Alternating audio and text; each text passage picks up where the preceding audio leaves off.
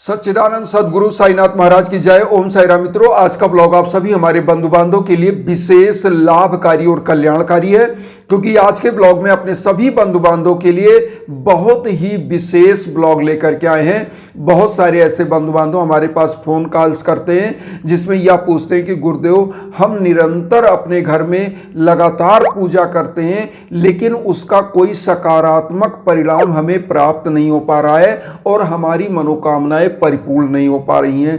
तो आज हम यह बताना चाहेंगे कि आपके घर में पूजा का फल आपको क्यों नहीं प्राप्त हो रहा है, क्योंकि आपके पूजा कक्ष में कितनी मूर्तियां होनी चाहिए, एक देवता की कितनी मूर्ति होनी चाहिए, मूर्ति कितनी लंबी होनी चाहिए, उसका पैमाना क्या है, आपके घर में आपके पूजा कक्ष में क्या चीज कैसे होना चाहिए, पूजा की दिशा क्या होनी चाहिए, पूजा में क्या चीज रखना है क्या नहीं रखना है, कौन सी मूर्ति आपको पूजा में रखनी चाहिए कौन सी नहीं रखनी चाहिए।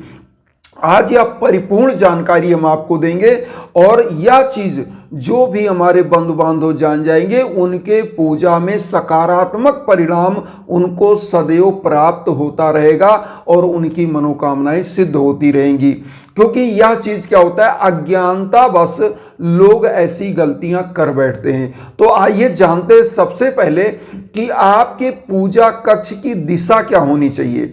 देखिए, ईशान कोण जो होता है, उत्तर और पूर्व का कोण, ईशान कोण ये ज्ञान का जो है क्षेत्र होता है। आपके घर में जो ईशान कोण होगा, उत्तर और पूर्व का कोण मतलब कोना, वहां पर पूजा कक्ष होना चाहिए।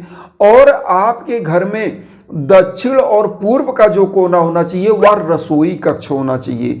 तो ये दोनों बहुत ही इंपॉर्टेंट चीज है। देखिए, कहावत है, जैसा खाए अन्न वैसा रहे मन। तो यहां पर एक चीज जानिए, अग्निकोण जो होता है वह आपका पूर्व और दक्षिण का कोण होता है, वहां पर किचन होना चाहिए। और उत्तर और पूर्व कोण जो होना चाहिए वहां पर मंदिर होनी चाहिए आपके घर में। तो अब यहां पर एक चीज आप दिशा जान गए। अब यहां पर एक चीज और आपको जानना है।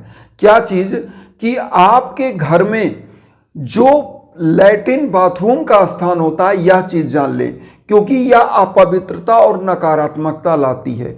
तो आपके घर में जो लैट्रिन बाथरूम का कोण होता है वह दक्षिण और पश्चिम का कोण होता है, दक्षिण और पश्चिम का कोण होता है। यह गंदगी का स्थान होता है। यहाँ पर राहु केतु जैसे जो छाया ग्रह होते हैं वह नकारात्मक ऊर्जाओं का ग्रह होता है, इसलिए उस कोण पर गंदगी का स्थान होता है। तो वहां पर क्या करना है, आपको अपने घर में, अगर ऐसे आप घर बनवा रहे हैं तो यह चीज ध्यान दीजिए, और अगर आप घर में कुछ चेंज कर सकते हैं तो इसको ध्यान रख लें। अब आते हैं पूजा कक्ष में क्या चीज कैसे होना चाहिए। देखिए, पूजा कक्ष जो आपका ईशान कोण पर होना चाहिए वो हमने बता दिया। पूजा कक्ष में दो तीन चीज बहुत जरूरी है। क्या चीज? पहले तो पूजा कक्ष में साफ सफाई एकदम जरूरी है। बहुत सारे ऐसे घरों में हमने पूजा कक्ष देखे जहां पर मकड़ी के जाले लगे हुए हैं, वहां पर बहुत सारा गंदगी फैला रहता है, चींटे चींटियां ऐसी चीजें वहां घूमती रहती। उससे क्या होता है कि आपका कंसंट्रेशन नहीं बनता और देवता भी खिन्न हो जाते हैं, वह अप्रसन्न हो जाते हैं, नाखुश होते हैं, आपसे नाराज हो जाते हैं। क्यों? क्योंकि जिस प्रकार से आपको सफाई पसंद है, ऐसे या शक्तियां जो होती है, सकारात्मक शक्तियां, हमारे देव रूपी जो शक्तियां हैं, वह भी जहां गंदगी होती है वहां कभी नहीं जाते। तो यहां पर एक चीज आप जान लीजिए, देवताओं का वास वहां होता है, वहां वह टिकते हैं जहां पर उनको साफ सफाई अच्छी मिलती है। तो देखिए, ये जो हमारे भगवान है ना, ऊर्जा के रूप में है, और ऊर्जा इस रूप में, जैसे साईं बाबा का 11 वचन है ना, मुझे सदा जीवित ही जानो, अनुभव करो सत्य पहचानो। ऐसे ही गोस्वामी तुलसीदास जी ने लिखा है कि जो भगवान के बारे में, कि विनुपद चलय सुनय विनुकाना, करबिन करम करे विधिनाना, आनन रहित सकल रस भोगी, विन वाणी वक्ता बड़जोगी।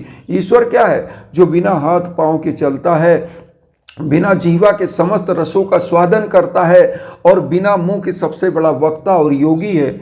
जो बिना कानों के श्रवण करता है, बिना जीवा के समस्त रसों का स्वाद लेता है। तो अर्थात ईश्वर क्या है, निराकार रूप में है। और हम लोग क्या करते हैं, साकार रूप से निराकार की तरफ बढ़ते हैं, तब हमको उस परब्रह्म की, उस ईश्वरी सत्ता का जो है आभास महसूस होने लगता है। जितनी हमारी भक्ति बढ़ती है, जितना हमारा ज्ञान बढ़ता है, उतना ही हम ईश्वर के करीब जाते हैं। तो यहाँ पर क्या होता है कि ये चीज़ जानना है, आपके पूजा कक्ष में अदृश्य शक्तियाँ विराजमान होती हैं। जब साफ सफाई होती है, वही अदृश्य शक्तियाँ ईश्वर के रूप में प्राण प्रतिष्ठित होती हैं आपकी मूर्तियों में। क्योंकि जो मूर्ति होती है, साकार रूप में हम निराकार ईश्वर की पूजन करते हैं, और हमारी आस्था, विश्वास और हमारी श्रद्धा के कारण उसमें जान आ जाती है, वो प्राण प्रतिष्ठित हो जाती है हमारी पूजा के द्वारा। तो जब वहाँ साफ सफाई होगी तभी आपको फल अच्छा मिलेगा। तो घर पूजा कक्ष में साफ सफाई, क्या जो भगवान को आप डेली पुष्प चढ़ाते हैं, जो सूखा हुआ पुष्प है, तत्काल अगले दिन उसको हटा दीजिए। बहुत लोग क्या करते हैं, माचिस से अगरबत्ती धूप बत्ती जलाया और माचिस को, तिल्ली को वहीं पे, जली हुई तिल्ली को वहीं पे रख देते हैं। उससे क्या होता है, वह राहु का प्रतीक बन जाता है। जला हुआ जो तीली होता है, राहु का और केतु का प्रतीक। जो छाया ग्रह होते हैं वो क्या करते हैं, नकारात्मकता फैलाते हैं। तो सूखे हुए पुष्प, जली हुई तीलियां, इनको तत्काल उसी समय हटा देना चाहिए। जैसे आप पूजा करने गए, तुरंत हटा दीजिए। तो एक चीज़ तो ये हो गया, साफ सफाई। अब आते हैं कि दूसरी चीज़ जो सबसे अच्छी आपको जाननी है, कि कभी भी मूर्तियां बहुत बड़ी नहीं होनी चाहिए। मूर्ति कितनी बड़ी होनी चाहिए, आपका जो ये अंगूठा है ना, इतना बड़ा मूर्ति, इतनी बड़ी मूर्ति होनी चाहिए। मतलब 4 से 5 इंच से इससे ऊपर की मूर्ति नहीं होनी चाहिए। जिस घर में इससे बड़ी मूर्तियां उठती हैं, उस घर में भी फल नहीं मिलता, क्योंकि बड़ी मूर्तियां घर में नहीं स्थापित की जाती। वह प्राण प्रतिष्ठित मंदिरों में उन मूर्तियों को स्थापना करनी चाहिए, ऐसी मूर्तियों को। क्योंकि घर में जो मंदिर होता है, यह प्राण प्रतिष्ठित मूर्तियां नहीं होती हैं। इनको तो हम लाकर स्वयं से पूजा करके उनको प्राण प्रतिष्ठित करते हैं। लेकिन जो मंदिर होते हैं वह स्पेशली भगवान के लिए होते हैं उनका। और हमारे घरों में जो मूर्तियां होती हैं, प्रत्येक दीपावली के समय में आप देखते हैं गणेश लक्ष्मी को चेंज किया जाता है। क्यों? क्योंकि उनका विसर्जन कर दिया जाता है और नई गणेश लक्ष्मी की मूर्ति को स्थापित किया जाता है। तो एक चीज़ यह आप जान लें कि मूर्तियों का साइज इतना होना चाहिए, आप अंगूठे से अपने यहाँ तक का आप ऐसे नाप सकते हैं। अंगूठे का जो जड़ होता है यहाँ से, तो इतनी बड़ी मूर्ति होनी चाहिए। अब एक चीज़ और होना चाहिए कि आपके घर में टूटी हुई मूर्तियां नहीं होनी चाहिए, क्योंकि टूटी हुई जो मूर्तियां होती हैं उनसे भी दोष लगता है। टूटी हुई मूर्तियों की पूजा कभी नहीं करनी चाहिए। टूटी हुई मूर्तियों को पूजा करने से आपके घर में नकारात्मकता हावी होती है और उससे दोष पैदा होता है। तो दूसरा चीज़ ये आप जान गए। अब आपको एक चीज़ और जानना है, पूजा कक्ष में कभी भी भगवान के सम्मुख जो दीप जलाते हैं, जो धूप बत्ती जलाते हैं, तो दीप को, अगर वहाँ पर पीतल का दीप है, किसी धातु का दीप है, तो उसका प्रत्येक दिन धो साफ करके ही, धुलाई सफाई करके ही उसमें दीप प्रज्वलित करना चाहिए। क्योंकि कोई भी नकारात्मक शक्तियां तभी हावी होती हैं जब आपके वहाँ पर गंदगी होती है पूजा स्थान पे, क्योंकि देवता रुष्ट होते हैं और वहाँ से चले जाते हैं, तो नकारात्मक शक्तियां वहाँ पर अपना स्थान बना लेती हैं। तो ये चीज़ ध्यान देना है। अब यहाँ पर आता है कि पूजा स्थान पर जहाँ देवताओं को स्थापित करते हैं उनके नीचे आसन जरूर बिछाएं, क्योंकि बिना आसन की जब भगवान को आप रखते हैं तो वह भी असम्मान अपने आप को मानते हैं कि जिस भी हमारा भक्त है वह हमारा असम्मान कर रहा है। क्योंकि आपके घर में कोई भी आता है तो आप उसको चेयर ऑफर करते हो, आप उसको कोई बैठने के लिए कोई बिस्तर देते हो। ऐसे ही भगवान कहते हैं कि हमारा जो भक्त है श्रद्धा के साथ हमें भी आसन दे, तो आसन पर ही भगवान को स्थापित करना चाहिए। और अलग अलग भगवान के अलग अलग के प्रकार के आसन होते हैं।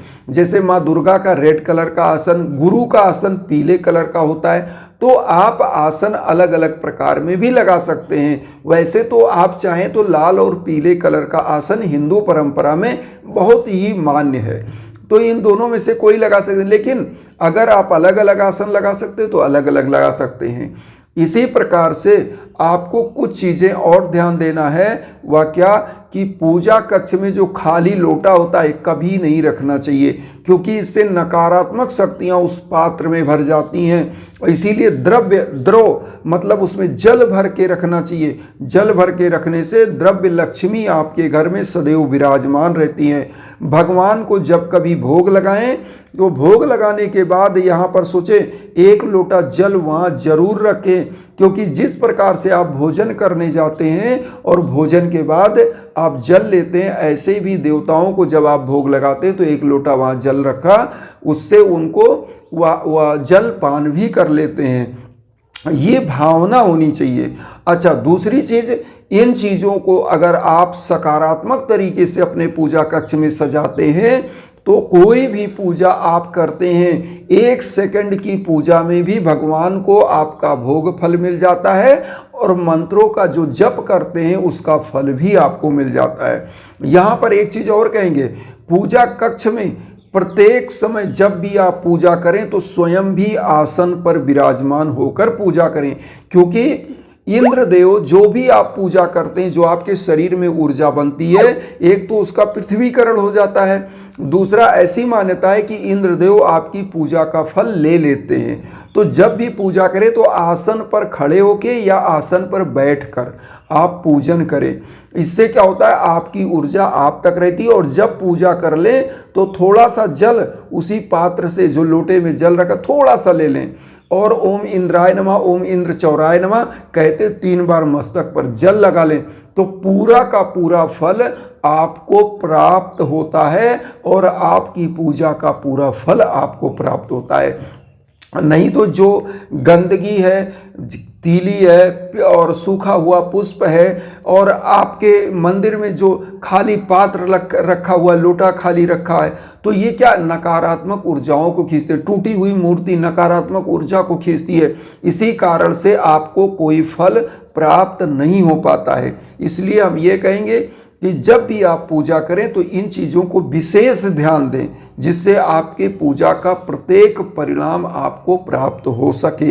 इन्हीं भावनाओं के साथ एक चीज़ और कहेंगे कि आप सभी लोग चैनल को सब्सक्राइब करके हमें भी अपना परिवार बनाइए, जिससे हमारा आपका साथ लगातार बना रहे, हमारी वीडियो आप तक पहुँचे और उन सभी बंधु बांधवों तक या वीडियो भी शेयर करिए। और इंस्टाग्राम का जो लिंक हम देते हैं उस पर कोई भी दिक्कत अगर आपके घर में है, जैसे संतान प्राप्ति में, विवाह में, या आपके बच्चे पढ़ाई लिखाई में सफल नहीं हो पा रहे, नौकरी बिजनेस व्यापार में नहीं सफल हो पा रहे, तो ऐसे समयों में यज्ञ याचन हवन जरूर कराना चाहिए।